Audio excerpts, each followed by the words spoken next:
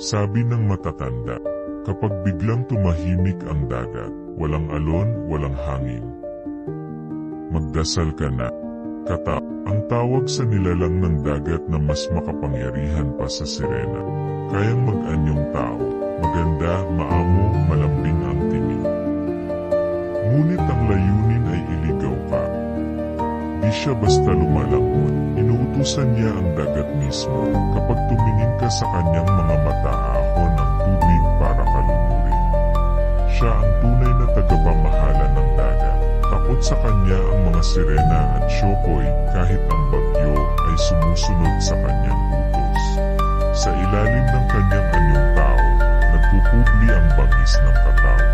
Mga matang walang itim at bibig na punang matutulis ng ngipin.